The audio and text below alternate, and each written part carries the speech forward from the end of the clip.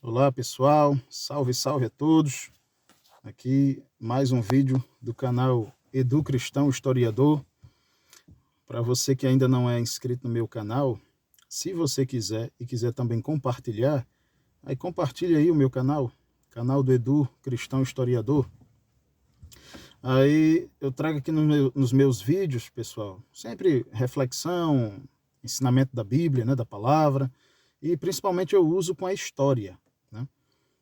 Para as pessoas que não me conhecem, para quem não sabe, graças a Deus eu tive a oportunidade de fazer o curso de História, a licenciatura, eu tirei em 4 anos pela UNP, Universidade Potiguar, lá em Natal, no Rio Grande do Norte, Brasil.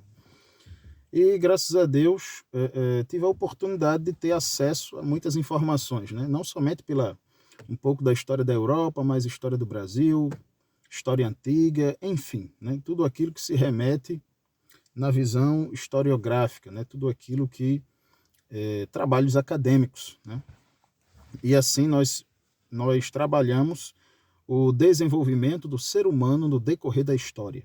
Basicamente é isso que a história ela visualiza. Mas geralmente nos meus vídeos também eu trago teologia, né? Pelo fato de eu ser cristão, daí o nome do meu canal, né? Edu Cristão Historiador, se remete também à minha religião, né? Que é a religião cristã, mais precisamente do lado protestante. Logicamente que no Brasil nós temos o entendimento de que o lado protestante ele há, né, existe as suas subdivisões, né? Como por exemplo igrejas evangélicas, pentecostais, evangélicas neopentecostais, tradicionais, né, e dessa natureza, como por exemplo o meio protestante atualmente no Brasil e em muitas partes do mundo, né? Só que existem suas diretrizes, né? Seus costumes, sua forma de trabalhar e etc. No Brasil, especificamente, existem o meio evangélico, né, protestante, igrejas pentecostais, né, de cunho pentecostal, como, por exemplo, a Assembleia de Deus, a Igreja Deus é Amor, entre outras, né? E pentecostal porque elas se remetem com base ali em Atos dos Apóstolos, no capítulo 2, né? Quando, segundo a narrativa bíblica, né, historicamente falando, houve um acontecimento ali, né, que muitos cristãos creem, acreditam que foi um tipo de milagre, né, que aconteceu naquele momento, em qual havia festa do Pentecostes, né, que é uma festa judaica. E nesse período de Atos 2 já havia acontecido, né, todo o ministério do Senhor Jesus, né? Jesus já havia tido seu suplício e sacrifício na cruz, e depois de um tempo que ele ainda passou com os discípulos, né, na terra, ele foi embora, né? Segundo a filosofia cristã, a visão cristã, ele retornou ao Pai, né? E deu a missão, né, a responsabilidade à igreja, aos discípulos, né, que mais tarde se transformaram em apóstolos. E o termo apóstolo significa enviado. E no caso especificamente dos apóstolos, os 12, né, apóstolos de Cristo, eles têm essa denominação correta historicamente pelo fato de que eles conviveram com Jesus. E como eles conviveram com Jesus, e eles tinham o ministério apostólico e o da palavra, então eles tinham plena convicção e plena liberdade de anunciar o evangelho como o título de apóstolos, né? É bem diferente dos de hoje, mas eu não quero entrar nessa questão. Então, nesse ponto, é bem interessante nós compreendermos, e com base, né, na visão histórica dessas igrejas pentecostais, eles creem que aquele milagre, né, de o falar em línguas, né, que os apóstolos tiveram, e as outras pessoas que estavam reunidas ali em Atos 2, tiveram a oportunidade de receber esse chamado de batismo pelo ou com o Espírito Santo, com o intuito de falar, né, anunciar o evangelho a outras nacionalidades que estavam ali naquele momento, a outras pessoas de outras regiões, porque em Atos 2 vai dizer que haviam várias pessoas que estavam ali para a festa de Pentecostes, né? Os quais eram povos da Mesopotâmia, né? Povos ali do Egito, povos ali de outras regiões da África e etc., né? E da Ásia, né? Muito embora que esses povos, a expressão diz povos da terra, mas era da terra conhecida naquele momento. Então, com base nisso, né, criou-se a crença, né, a base para essas denominações, igrejas que se intitulam pentecostais, da qual eu fiz parte no Brasil, quando eu estava, da Assembleia de Deus. E existem também o contexto de outras denominações, de outras igrejas, o contexto e o conceito das igrejas chamadas neopentecostais. Mas o que são essas igrejas neopentecostais?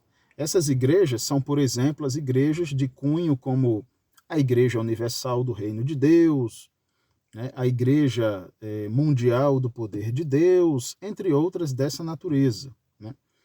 E também no Brasil ainda existem outras denominações, outras igrejas, que nós chamamos ainda de protestantes, tradicionais, históricas, as quais são as igrejas batista e presbiteriana, né? Assim também como a igreja metodista.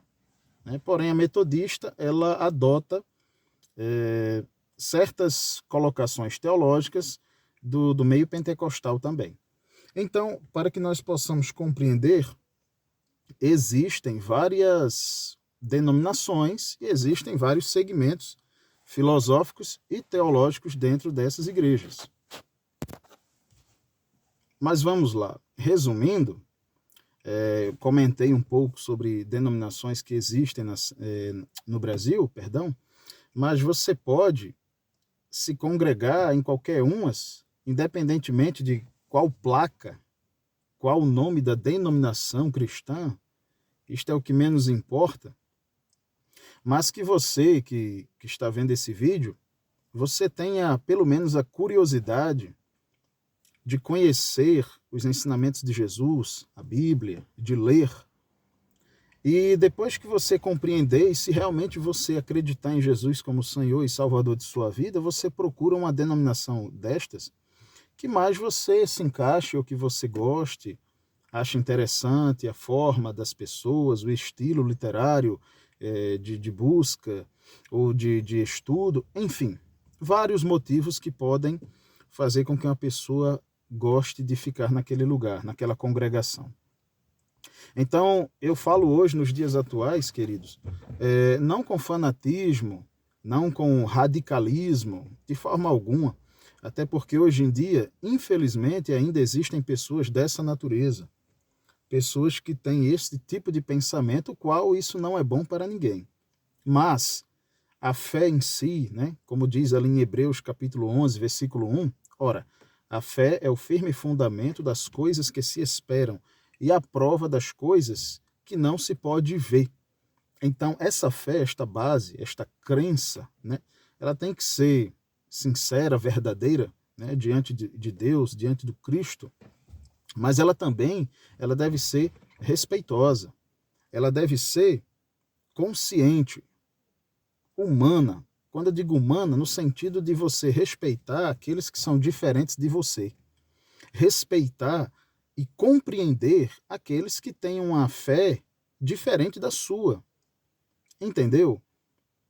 Talvez você que veja esse vídeo possa pensar, né, ou possa criticar e dizer, Eduardo, você está querendo misturar as religiões. Não, de forma alguma. Mas é necessário que venhamos a compreender que todo ser humano, independentemente de sua etnia, posição social, cor da pele ou religião ou qualquer outra definição, ela não possa ser a única definição a qual eu estou classificando aquela pessoa. A religião em si, ela vem do latim, quer dizer religare, ou seja, religar o homem a Deus.